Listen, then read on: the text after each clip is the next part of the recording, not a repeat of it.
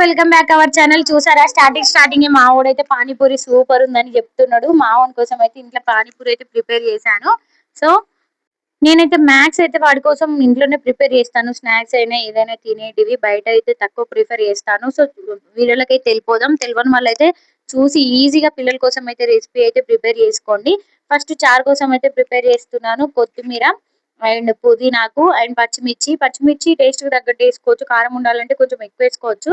కానీ మా వాడు తినడు, కొంచెం కారం ఎక్కువ స్పైసీ తినడు కాబట్టి నేనైతే రెండే వేసాను.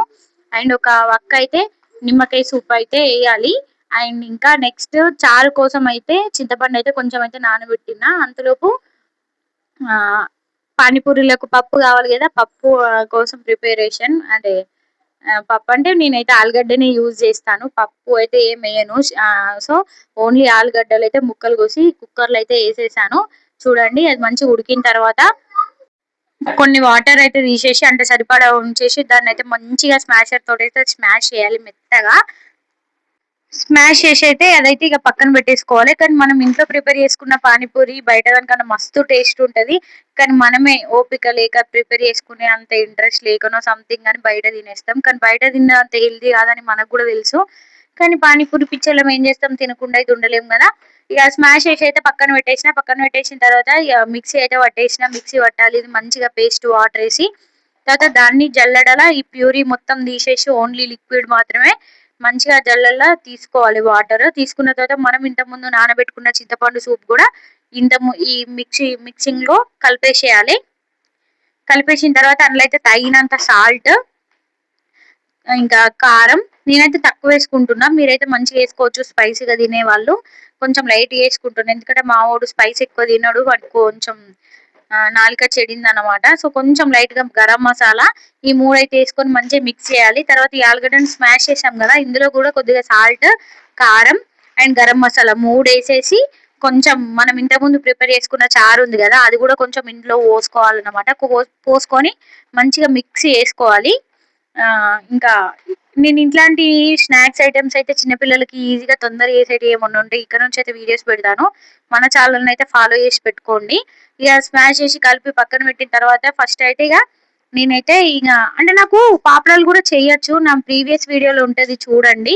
కానీ ఈసారి కొంచెం టైం పడుతుందని ఎర్లీగా ప్రిపేర్ చేసుకోవచ్చు అని లాస్ట్ టైం నేనైతే బజార్కి వెళ్ళినప్పుడు అయితే ఇవి అంటే ఇన్స్టాంట్ పాపడ్ అయితే తీసుకొచ్చిన. కానీ టేస్ట్ అసలు బాగుండే, అంటే మన పాపడ్ అంతా టేస్ట్ అయితే ఉండే కంపల్సరీగా. ఎందుకంటే మనం రవ్వ అండ్ పిండితో చేసుకుంటే అవి చాలా టేస్ట్ ఉంటాయి. నేను మళ్ళీ కుదిరితే మళ్ళీ ఒకసారి అది చేసి బ్లాగ్ పెడతాను. సో పాపడాలు అయితే వేయించుకున్న తర్వాత ఇక మా ఊరు చూడండి పప్పు కూడానా ఇంకా ఓకే. వాడి బాధ ఏంటంటే వాడికి మెయిన్ గా పప్పు కూడా కావాలన్నమాట. నేను పాపడాలు ఇన్స్టంట్ ఓన్లీ అవే అనుకొని నాకు పప్పు కూడా కావాలని అయితే చెప్తుండు. సో ఇంతకుముందు అయితే ప్యూరీ ప్రిపేర్ చేసి పెట్టుకున్నాం కదా, దాన్ని కొంచెం ఆయిల్ వేసుకొని అందులో కొంచెం లైట్ గా జీలకర్ర వేసుకొని ఈ పేస్ట్ ని అందులో వేసి కొంచెం లైట్ గా పసుపు వేసుకొని కొంచెం మంచిగా అయితే దగ్గరకు వచ్చేలాగా అయితే ఉడకనియాలి. అప్పుడే టేస్ట్ అయితే మంచిగా అవుతుంది. సో కొంచెం అయితే దగ్గరికి మంచిగా మిక్స్ చేసి దగ్గరికి ఉడకనిచ్చిన తర్వాత ఏమన్నా తక్కువ ఉంటే మనం ఇంతకుముందు వాటర్ అయితే అది పోసుకోవాలి. పులుసు ఉంటుంది కదా ఆ పులుసే పోసుకుంటే అయితే మంచిగా చిక్కబడేలాగైతే కుక్ చేసుకోవాలి. అప్పుడు ఇంకా దాని టేస్ట్ ఇంకా విరిగిపోతుంది అన్నమాట కొంచెం మంచిగా కుక్ చేసుకున్న తర్వాత. అండ్ ఇంకా నా సజెషన్ ఏంటంటే మా వాడేం బయట తిండి తినడానికి కాదు, కానీ చెప్తున్నాను అంటే ఇట్లా ఇంట్లోనే ప్రిపేర్ చేసుకొని తింటే చాలా మంచిది కదా మన హెల్త్ కి అయినా కూడా. బయట ఇప్పుడైతే అన్ని చూసారు కదా రీసెంట్ గా న్యూస్ లో ఏమొచ్చిందని అంటే ఫాస్ట్ ఫుడ్ లో అంతా మొత్తం ఖరాబ్ అయిన ఎగ్స్, ఖరాబ్ అయిన చికెన్, ఖరాబ్ అయిన ఫుడ్ అండ్ ఇంకా సంథింగ్ వేస్ట్ ఆయిల్ పోసి చేస్తున్నారు అని అయితే న్యూస్ వచ్చింది.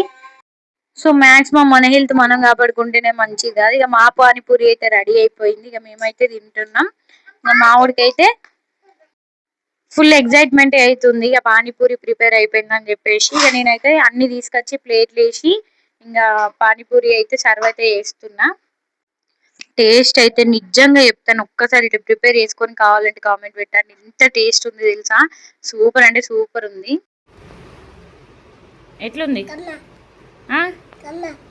కమ్ముందా? థ్యాంక్స్ చెప్పు మరి. కిసియవా కిసి ఫ్లయింగ్ కిసి.